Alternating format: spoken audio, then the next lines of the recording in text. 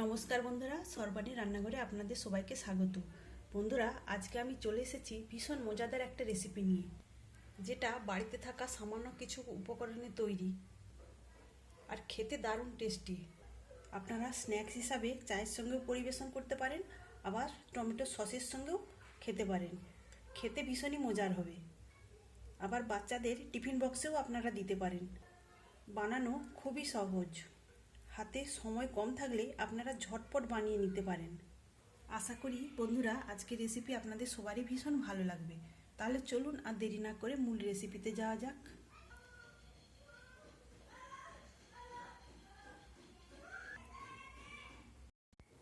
আজকের রেসিপির জন্য প্রথমেই নিতে হবে বেসন। আমি এখানে একটা মিক্সিং বোলের মধ্যে এই বড় চামচে 2 চামচ বেসন নেব, আর ওই একই চামচের মাপ করে নিলাম 1 চামচ সুজি। এখন দেব পরিমাণ মতো লবণ। সব কিছু উপকরণ শুকনো অবস্থায় আমি ভালো করে মিশিয়ে নিলাম। এখন অল্প অল্প জল দিয়ে আমি এটা একটা ব্যাটার বানিয়ে নেব।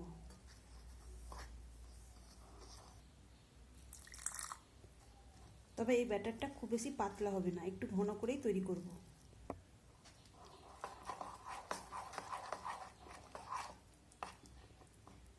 ব্যাটারটা আমি এইভাবে তৈরি করে রেখে দেবো।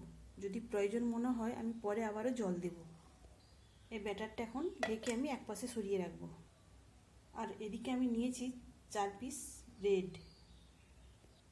আমি এই ব্রেডের সাইডের যে ব্রাউন অংশ এটা কাটবো না। আমি একসঙ্গেই 4টে ব্রেডকে এইভাবে টুকরো করে কেটে নেব।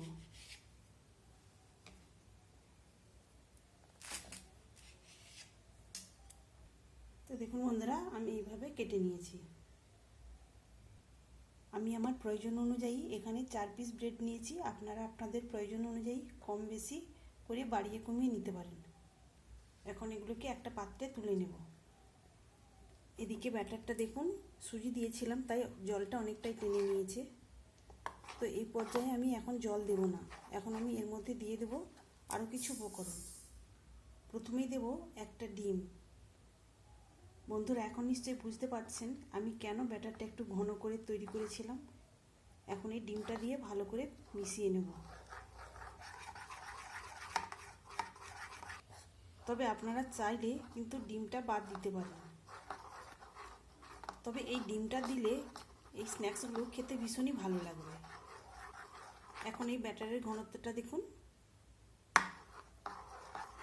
ঠিক এইভাবেই তৈরি করে নিতে হবে। এখন আমি এর মধ্যে দিয়ে দেবো একটা মিডিয়াম সাইজের কুচানো পেঁয়াজ, আর এখন দেবো 3টে কাঁচা লঙ্কা কুচি, আর দেব এখানে গাজর। গাজরটাকে আমি ছোট গ্রেটারে গ্রেট করে নিয়েছি, আমি অল্প করে এখানে দিয়েছি। এখন দিলাম ধনেপাতা কুচি। এবার দেব অল্প একটু হলুদের গুঁড়ো, আর দিলাম অল্প একটু চিকেন মশলা। আপনাদের হাতের কাছে চিকেন মশলা না থাকলে আপনারা কিন্তু গরম মশলার গুঁড়ো দিতে পারেন। এখন আমি সব কিছু ভালো করে মিশিয়ে নেব।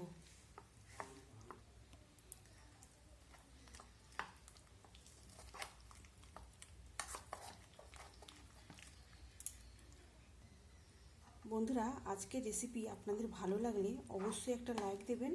সেই সঙ্গে যদি নতুন বন্ধুরা এসে থাকেন অবশ্যই আমার চ্যানেলটিকে সাবস্ক্রাইব করে আমার পাশে থাকবেন। তো এখানে আমি সব কিছু খুব সুন্দর করে মিশিয়ে নিয়েছি।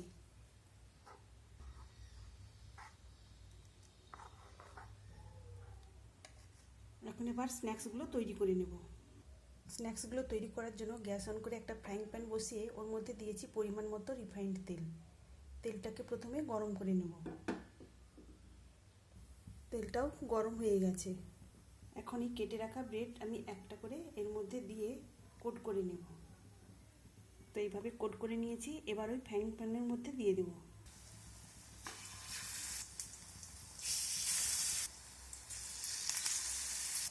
আমি বেশ কিছু ব্রেড এই ব্যাটারের মধ্যে ডুবিয়ে দিয়ে দিয়েছি। এখন গ্যাসের ফ্লেমটাকে একদম লোতে করে দেবো। এক পাশটা সেট হয়ে গেলে অন্য পাশটা ভাজার জন্য উল্টে দেব। তবে এক পাশটা সেট হতে খুব বেশি সময় লাগবে না, যেহেতু এর মধ্যে ডিম দেওয়া রয়েছে। এখন অন্য পাশটা আমি উল্টে দেব।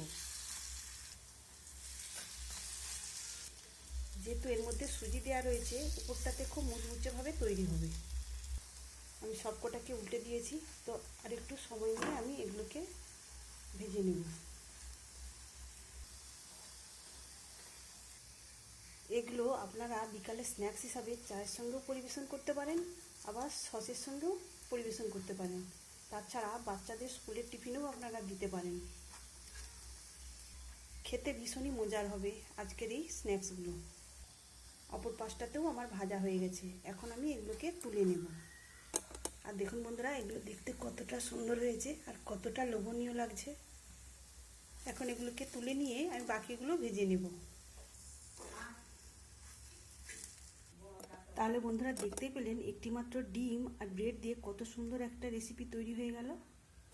আপনারা অবশ্যই এভাবে বাড়িতে বানাবেন আর কেমন হয়েছে আমাকে কমেন্ট করে জানাবেন। তাহলে বন্ধুরা আজকের মতো আসি, সবাই ভালো থাকবেন, সুস্থ থাকবেন, ধন্যবাদ।